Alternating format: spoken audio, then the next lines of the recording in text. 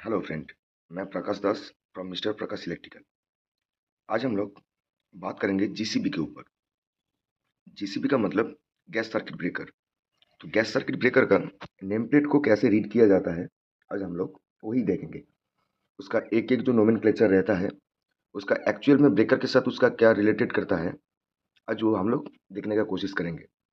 तो आप लोगों के सामने एक सीमेंस का जीसीबी का नेम प्लेट है, तो आइए उसको एनालाइज करने का कोशिश करते हैं। तो आप लोग अगर ये नेम प्लेट को देखेंगे, पहले देखिए इसका मेक का नाम दिया गया है जो है सीमेंस, और यहाँ पे कुछ मैन्युफैक्चरिंग नंबर और मैन्युफैक्चरिंग डेट दिया गया है। ये कंपनी के हिसाब से इसका अलग अलग टाइप रहता है। ये कौन सा टाइप का जीसीबी है, ये रेटिंग के वाइज, करंट रेटिंग के वाइज, वोल्टेज रेटिंग के वाइज, ये अलग अलग टाइप में इसको डिवाइड किया जाता है। तो अभी हम लोग देखेंगे हम लोगों का जो टेक्निकल स्पेसिफिकेशन है वो क्या है। तो आइए पहले देखिए यहाँ पे क्या लिखा हुआ है, rated voltage you. Rated voltage मतलब कि यहाँ पे देखिए रेटेड वोल्टेज दिया गया है 72.5 किलो वोल्ट। मतलब ये जो ब्रेकर है, इसको इसका जो रेटेड वोल्टेज है जिस पे हम लोग इसको कंटिन्यूअसली चलाएंगे वो है 72.5 केवी तक। मतलब इसी ये जो ब्रेकर है ये 72.5 केवी तक नॉर्मल कंडीशन में चलाने के लिए इसको टेस्टेड किया गया है। अब चाहे तो उसको 72.5 केवी में इसको रेटेड वोल्टेज पर चला पाएंगे। उसके बाद देखिए यहाँ पे आता है rated lightning impulse with stand voltage, और है rated power frequency with stand voltage. ये दोनों क्या है, एक एक करके बात करते हैं। तो यहाँ पे देखिए पहले है लाइटनिंग वाला। ये 72.5 के भी तो मेरा रेटेड वोल्टेज है, उस पर तो हम लोग उसको नॉर्मली चलाएंगे और चला पाएंगे।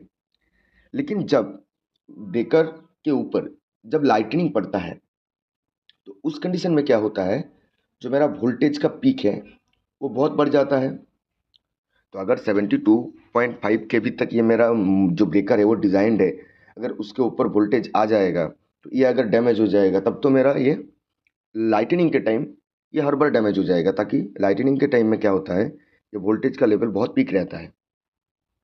इसीलिए यहाँ पे देखिए ये लाइटनिंग के टाइम में जो मेरा पीक वोल्टेज आएगा उसके ऊपर, ये उसके लिए भी टेस्टेड किया रहता है कि हाँ ये इसके रिगार्डिंग, इस नेम प्लेट के रिगार्डिंग ये 350 के भी तक वोल्टेज का स्पाइक अगर इस ब्रेकर के ऊपर आ गया तब भी ये ब्रेकर में कुछ इंटरनल डैमेज, उसका जो इंसुलेटर है उसमें कुछ डिटोरिएशन नहीं होगा। तो ये चीज़ दर्शाता है इस चीज़ को। उसके बाद देखिए rated power frequency with stand voltage. Rated power frequency मतलब ये तो हो गया लाइटनिंग की वजह से, लेकिन सार्ज और स्पाइक ये इंटरनल फॉल्ट की वजह से भी आ सकता है। ये फेरेंटी इफेक्ट की वजह से आ सकता है, फेज टू ग्राउंड फॉल्ट हो जाने की वजह से आ सकता है, अचानक से लोड अगर कम हो जाएगा तब भी मेरा वोल्टेज में स्पाइक आ सकता है। तो तब भी क्या होगा, ये मेरा वोल्टेज का जो स्पाइक है वो बहुत बढ़ जाता है। हाँ, लाइटनिंग के जैसा उतना हाई लेवल पे, उतना पीक लेवल पे नहीं बढ़ता है, लेकिन जो रेटेड वोल्टेज है उससे बढ़ जाता है बहुत गुना। तो इसके लिए भी इसको टेस्टेड किया गया है कि ये 72.5 तो उसका रेटेड वोल्टेज है, लेकिन अगर मेरा इंटरनल स्पाइक, पावर फ्रीक्वेंसी में कुछ स्पाइक, कुछ सर्च आ गया तो उस कंडीशन में ये 140 किलो वोल्ट तक ये सस्टेन कर लेगा। इसमें कुछ इंटरनल फॉल्ट या फिर मैकेनिकल फॉल्ट कुछ नहीं होगा, इसका मैकेनिज्म में कुछ फॉल्ट नहीं होगा। ठीक है, तो ये मीनिंग होता है एक lightning impulse with stand voltage and rated power frequency with stand voltage. मतलब ये कितना वोल्टेज तक ये विथस्टैंड कर पाएगा, सस्टेन कर पाएगा विदाउट एनी डैमेज। तो ये दो चीज़ ये चीज़ को दर्शाता है। उसके बाद देखिए यहाँ पे दिया गया है रेटेड फ्रीक्वेंसी। ये तो सभी लोगों को पता है, इंडिया का जो फ्रीक्वेंसी है, रेटेड फ्रीक्वेंसी वो है 50 हर्ट्ज। तो ये उसको दर्शाता है। उसके बाद देखिए रेटेड नॉर्मल करंट, ये 2500 एम्पियर तक इसका जो ब्रेकर का जो कॉन्टैक्ट है उसमें नॉर्मल कंडीशन में 2500 एम्पियर तक इसमें करंट फ्लो करेगा, तो इसमें कुछ प्रॉब्लम नहीं आएगा। ये कंटिन्यूअसली 2500 एम्पियर करंट तक ये कंटिन्यूअसली उसको फ्लो करवाएगा विदाउट एनी डैमेज। उसके बाद देखिए यहाँ पे दिया गया है rated short circuit breaking current ये होता है शॉर्ट सर्किट का कंडीशन में, उसमें कितना करंट फ्लो हो सकता है ताकि मेरा ब्रेकर विथस्टैंड कर जाए। वो जैसे पहले था वोल्टेज में, ये कितना वोल्टेज तक स्पाइक में, सर्ज में वो सस्टेन कर पाएगा, विथस्टैंड कर पाएगा। ये होता है शॉर्ट सर्किट के कंडीशन में। ताकि हम लोगों को पता ही है, जब शॉर्ट सर्किट होता है तब जो करंट का स्पाइक है ये बहुत हाई जाता है, वो रेटेड करंट से कई गुना ज़्यादा हो जाता है। तो ये होता है ब्रेकिंग करंट शॉर्ट सर्किट के वजह से। जब शॉर्ट सर्किट होगा तो ब्रेकर का मेन काम क्या होता है? Short circuit and overload condition में सर्किट को ब्रेक करना। तो शॉर्ट सर्किट के कंडीशन में वो एक तो करंट हाई, एक बहुत हाई रहता है। उस कंडीशन में जब ब्रेक करेगा सर्किट ब्रेकर को, तो उसमें कितना करंट तक वो ब्रेक कर पाएगा? वो होता है 31.5 किलो एम्पियर तक। 31.5 किलो एम्पियर तक ये शॉर्ट सर्किट करंट को ब्रेक कर पाएगा। वो भी यहाँ पे देखिए एक करंट का ड्यूरेशन दिया रहता है। ये जो शॉर्ट सर्किट करंट है ये अगर फ्लो कर गया तो ये कितना सेकंड तक उसको सस्टेन कर पाएगा।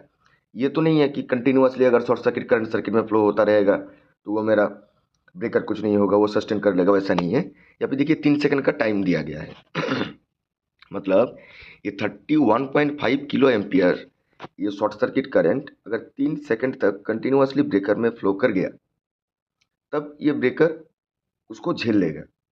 लेकिन अगर 3 सेकंड से ज़्यादा उसमें शॉर्ट सर्किट करंट फ्लो होता रहेगा तो तब क्या होगा? इसका जो मैकेनिज्म है, इसका जो पोल टिप है, इसका जो करंट कैरिंग पाथ है, उसमें डैमेज आ सकता है। ये इस चीज़ को डिनोट करता है कि 31.5 किलो एम्पियर तो इसका शॉर्ट सर्किट ब्रेकिंग करंट है और 3 सेकंड उसका टाइमिंग है कि 3 सेकंड तक अगर इसमें ये शॉर्ट सर्किट करंट फ्लो कर गया तो तब इसको ये सस्टेन कर लेगा। लेकिन अगर उससे ज़्यादा हो गया तब इसमें इसका मैकेनिज्म में इसका जो पार्ट्स है उस पार्ट्स में डैमेजेस आ सकता है। अभी यहाँ पे और एक इम्पॉर्टेंट चीज़ है, ये थोड़ा सा ध्यान से देखिए। ये उसके बाद देखिए रेटेड ऑफ आउट, एक मिनट रुकिए, इसको क्लियर करने दीजिए। इसके बाद देखिए यहाँ पे दिया गया है rated out of phase breaking current.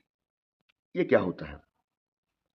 ये मान लीजिए ये आपका ब्रेकर है, ब्रेकर में ये है आपका RYB। ये ब्रेकर किसी बस में कनेक्टेड है और किसी दूसरा पावर से कनेक्टेड है। मान लीजिए यहाँ पे मेरा ग्रिड का पावर आ रहा है RYB, या फिर कहीं से कोई भी सोर्सेस आ रहा है। तो ये RYB और ये RYB, ये तीनों का जो फेज सीक्वेंस है, ये फेज सीक्वेंस सेम रहना चाहिए। इसका जो फेज सीक्वेंस है ये हमेशा सेम रहना चाहिए। अगर मान लीजिए एनी ऑफ द रीजन ये सीक्वेंस अगर चेंज हो गया, मान लीजिए यहाँ पे RYB की जगह इसमें हो गया B हो गया, ये R हो गया, ये Y हो गया, उस कंडीशन में क्या होगा? इसका जो फेज एंगल 120 डिग्री है ये 120 डिग्री मेंटेन नहीं रख पाएगा। इसका जो फेज है ये आउट ऑफ फेज सीक्वेंस हो जाएगा, इसका सीक्वेंस तब मैच नहीं करेगा। तो इस कंडीशन में अगर कोई फॉल्ट आ गया, तो इस कंडीशन में अगर फॉल्ट आ गया तो ये कितना करंट तक ये एबनॉर्मल कंडीशन को झेल पाएगा? जो मेरा ये फेज सीक्वेंस मैच नहीं कर रहा है जिसके वजह से ये आउट ऑफ फेज हो गया, उस कंडीशन में अगर कोई फॉल्ट डिटोरिएट हो गया तो कितना एम्पियर तक उसको वो विथस्टैंड कर पाएगा? तो ये होता है 7.87 किलो एम्पियर। ये जो सारा वैल्यू है, ये सारा वैल्यू IC रूल वाइज इसको फॉलो किया जाता है, इंडियन इलेक्ट्रिसिटी बोर्ड। ये इसका जो कैलकुलेशन है, ये कैलकुलेशन के द्वारा ये रेटिंग को बनाया गया है कि इसका रेटेड वोल्टेज इतना है, रेटेड करंट इतना है, तो उस हिसाब से इसका लाइटनिंग इम्पल्स विथस्टैंड वोल्टेज 350 होगा, पावर फ्रीक्वेंसी विथस्टैंड वोल्टेज 140 के भी होगा, शॉर्ट सर्किट करंट कैपेसिटी इतना होगा और rated out of phase breaking current भी इतना होगा। तो ये इस चीज़ को डिनोट करता है कि अगर मेरा एनी ऑफ द रीजन, अगर मेरा फेज सीक्वेंस चेंज हो जाए, फेज सीक्वेंस अगर सेम नहीं रहा, तो उस कंडीशन में अगर कोई फॉल्ट जनरेट होगा तो कितना एम्पियर तक उसको सस्टेन कर पाएगा विदाउट एनी डैमेज। उसके बाद देखिए यहाँ पे और एक इम्पॉर्टेंट चीज़ है जो होता है यहाँ पे देखिए first pole to clear factor, एक मिनट रुकिए, इसको क्लीन करने दीजिए। यहाँ पे देखिए first pole to clear factor. ये first pole to clear factor होता क्या है कि मान लीजिए आपका सर्किट में कुछ फॉल्ट जनरेट हुआ, शॉर्ट सर्किट का कंडीशन जनरेट हुआ, तो मेरा ब्रेकर में क्या होता है, 3 पोल रहता है। तो ये 3 जो पोल रहता है, ये 3 पोल एट ए टाइम ये ब्रेक नहीं होता है। ये तीनों pole at a time break नहीं होता है। जो मेरा सीक्वेंस रहता है 3 फेज का कंडीशन में, ये क्या रहता है बोलिए तो, ये एक एक जो फेज है ये 120 डिग्री अपार्ट रहता है। ये 120 डिग्री अपार्ट रहता है, ठीक है। ये जो फेज एंगल है ये 120 डिग्री अपार्ट रहता है। मान लीजिए ये आर है, ये वाई है, ये बी है। तो इस कंडीशन को नज़र रखते हुए पहले मेरा आर जो पोल है वो पहले ट्रिप होगा, वो पहले ब्रेक होगा, फिर वाई ब्रेक होगा, फिर जाके बी ब्रेक होगा। ये एट ए टाइम तीनों जो पोल है वो एट ए टाइम ब्रेक नहीं होगा। तो ये जो फर्स्ट पोल है, ये जो फर्स्ट पोल है जो मेरा ब्रेक हो रहा है, उसमें कितना रेटेड वोल्टेज तक at the time of breaking रहेगा, इसका ये फैक्टर रहता है first pole to clear factor. ये कितना जल्दी ये फर्स्ट पोल को ब्रेक कर पाएगा और at the time of the movement उसमें कितना वोल्टेज उसमें अवेलेबल रहेगा, ये होता है first pole to clear factor. इसका एक फॉर्मूला भी है। मान लीजिए यहाँ पे मेरा रेड फेज अभी ट्रिप कर रहा है, तो ये रेड फेज का वोल्टेज बाई ये जो दोनों फेज वोल्टेज है, ये फेज वोल्टेज विथ ग्राउंड, ये दोनों का रेशियो होता है ये first pole to clear factor. ये रेशियो याद कर लेना, ताकि ये जो मेरा फर्स्ट जो पोल है जो ट्रिप कर रहा है अकॉर्डिंग टू मेरा साइनसोडियल वेव और according to my 120 degree phase sequence, तो उस पोल का voltage divided by phase voltage to ground, ये दोनों का जो रेशियो होता है यही डिनोट करता है first pole to clear factor. ये 1.3 1.5 ऐसे करके ये इसका फैक्टर रहता है। तो इस कंडीशन में इसका फैक्टर दिया गया है 1.5, ठीक है। यहाँ पे देखिए रेटेड लाइन चार्जिंग करंट, यह है 10 एम्पियर। मतलब ये इसका तो रेटेड करंट 250 एम्पियर है, short circuit current 31.5 kilo ampere है, उसका out of phases current 7.87 kilo ampere है। ये तो सारा मेरा पावर का कनेक्शन है। ये पावर कंडीशन में ये 2500 एम्पियर फ्लो करेगा शॉर्ट सर्किट कंडीशन में। लेकिन जो मेरा स्विचिंग डिवाइस है जिसके थ्रू हम इसको ऑन ऑफ करेंगे, जिसके थ्रू इसका जो स्प्रिंग है उसको चार्ज करेंगे, तो उसको उसका जो स्प्रिंग चार्जिंग का मैकेनिज्म है, स्विचिंग का मैकेनिज्म है, उस कंडीशन में उसमें मैक्सिमम कितना करंट जाना चाहिए, वो होता है 10 एम्पियर। ये 10 एम्पियर होता है इसका लाइन चार्जिंग करंट और स्विचिंग करंट। यहाँ पे देखिए रेटेड ऑपरेशन सीक्वेंस, ये मेरा जो प्रीवियस जो VCB का नेम प्लेट है उसमें हम लोग इसके बारे में डिटेल बात किए हैं, ठीक है। तो इसमें थोड़ा सा बता देते हैं। इसमें एक ऑटो रिक्लोजर रिले रहता है, ऑटो रिक्लोजर रिले। ये इस चीज़ को डिनोट करता है कि पहले अगर कोई फॉल्ट जनरेट हुआ तो फॉल्ट जनरेट होने के बाद क्या होगा, ये ब्रेकर को ऑफ करा देगा, फिर 3 सेकंड तक इसको होल्ड करेगा। ये 3S का मतलब है 3 सेकंड ये होल्ड करेगा, ब्रेकर को ऑन नहीं कराएगा। अगर वो फॉल्ट करंट सर्किट से चला गया तो वो क्या करेगा, फिर से एक बार कमांड देगा,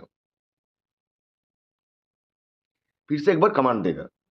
अगर तब भी ये फॉल्ट करंट सर्किट में से नहीं गया तब क्या करेगा, वो सर्किट को ऑफ करा देगा। ये सी का मतलब है क्लोज कमांड, ओ का मतलब है ऑफ, ये ऑफ करा देगा। और एक बार देखिए ध्यान से, मतलब मान लीजिए यहाँ पे कुछ फॉल्ट जनरेट हुआ तो वो सर्किट ब्रेकर को तुरंत ऑफ करा देगा, फिर 3 सेकंड तक इसको होल्ड कराएगा, फिर एक बार ये सी फॉर क्लोज कमांड देगा, क्लोज कमांड देने के बाद अगर देखा कि जो फॉल्ट करंट है वो सर्किट से चला गया, then well and good, otherwise फिर से सर्किट को ऑफ करा देगा। फिर उसको 3 मिनट तक उसको कमांड सर्किट में नहीं देगा। 3 मिनट के बाद फिर से एक बार सर्किट में कमांड देगा ऑन करने के लिए। अगर देखा कि तब भी फॉल्ट करंट सर्किट में से नहीं गया, तब उसको ये ओपन करा देगा, सर्किट को बंद करा देगा, तब इसको सर्किट को ये ऑन करने ही नहीं देगा जब तक ये फॉल्ट करंट सर्किट से नहीं जाता है। जब तक वो फॉल्ट को कोई एनालाइज नहीं करता है तब तक ये ब्रेकर को ऑन नहीं करने देगा। ये सारा कुछ काम जो करता है ये करता है ऑटो रिक्लोजर रिले। वहाँ पे एक रिले रहता है, उसमें प्रोग्रामिंग किया रहता है, ये जो सीक्वेंस है ये सीक्वेंस को वहाँ पे डाला रहता है। ये उस हिसाब से सर्किट ब्रेकर को ऑटोमेटिकली ऑन ऑफ का कमांड देगा। और जब ये अगर बहुत बड़ा कुछ फॉल्ट करंट हो गया, बहुत बड़ा कुछ रीज़न हो गया जिसके वजह से वो फॉल्ट करंट हट ही नहीं रहा है, उस कंडीशन में ब्रेकर को ऑन ही नहीं करने देगा जब तक वो फॉल्ट करंट सर्किट में से नहीं चला जाता है। अभी यहाँ पे देखिए, यहाँ पे और एक चीज़ दिया है, रेटेड प्रेशर। ये बहुत इंपॉर्टेंट चीज़ होता है, ताकि इसका जो मेन कंट्रोलिंग होता है ये गैस के थ्रू होता है। SF6 मतलब सल्फ्यूरिक हेक्साफ्लोराइड गैस के थ्रू होता है। तो ये कितना गैस अंदर रहना चाहिए, ये रहना चाहिए 6 बार। यहाँ पे एक डायल रहता है, यहाँ पे आप लोगों को डायल सही से नज़र नहीं आ रहा है, ये है डायल, ध्यान से देखिए। इसमें देखिए, ये देखिए एम्पियर और बार में रीडिंग इसमें दिया रहता है। तो ये जो इसका जो रेटेड प्रेशर है ये 6 kg, ये 6 बार रहना चाहिए। ये इसका नॉर्मल कंडीशन में गैस का प्रेशर है। अभी देखिए, इसमें एक चीज़ दिया रहता है कि यहाँ पे ये नेम प्लेट में नहीं है, लेकिन बहुत सारा नेम प्लेट में दिया रहता है कि जैसे 5.6, ये अगर 6 बार से 5.6 बार हो गया तो ये सर्किट में ट्रिप कमांड भेज देगा, और अगर 5.2 से नीचे आ गया तो इसका जो ट्रिपिंग, जो लॉकआउट जो मैकेनिज्म है ये उसको ऑन करा देगा। इसमें ये भी प्रोटेक्शन लिया रहता है कि 6 kg, ये तो मेरा 6 बार, ये तो मेरा नॉर्मल कंडीशन है, उसमें से अगर कम हो गया तो सर्किट को अलार्म भेज देगा। अगर वो अलार्म को कोई एक्नॉलेज नहीं करेगा तो लॉकआउट कंडीशन में चला जाएगा। ठीक है, ये देखिए वेट ऑफ SF6 फिलिंग, ये SF6 का वेट बता रहा है 4 kg है, और with structure in excluding structure ये टोटल वेट है 700 kg। और इसका जो ऑक्सिलरी सर्किट है, कंट्रोल सर्किट है 220 वोल्ट DC। ये क्या होता है, ये हर एक मेक कंपनी का जो मेक है वो हर एक मेक में ये अलग अलग रहता है कंट्रोल वोल्टेज। कहीं में 220 वोल्ट DC रहता है, कहीं कहीं पे 110 वोल्ट DC रहता है, कहाँ पे आप देखेंगे 220 वोल्ट AC भी रहता है। तो वो मेक के ऊपर डिपेंड करता है कि ये ऑपरेटिंग मैकेनिज्म वोल्टेज क्या होगा, हीटिंग वोल्टेज क्या होगा। ये सारा जो है ये मेक के ऊपर डिपेंड करता है। अलग अलग मेक में ये अलग अलग हो सकता है, कहीं पे 220 वोल्ट भी हो सकता है, कहीं पे 110 भी हो सकता है, कहीं पे AC भी हो सकता है, कहीं पे DC भी हो सकता है। तो ये है आपका पूरा GCB का नेम प्लेट। आई थिंक आप लोगों को समझ में आ गया होगा कि कौन सा चीज़ किस चीज़ को डिनोट कर रहा है, उसका एक्चुअल में मीनिंग क्या है। फिर भी अगर कोई सा भी पॉइंट में आप लोगों को डाउट रहा होगा तो आप लोग उसको पिन करके कमेंट कीजिए, हम कोशिश करेंगे उसको सल्यूशन करने के लिए। तो आज के लिए यही तक, थैंक यू।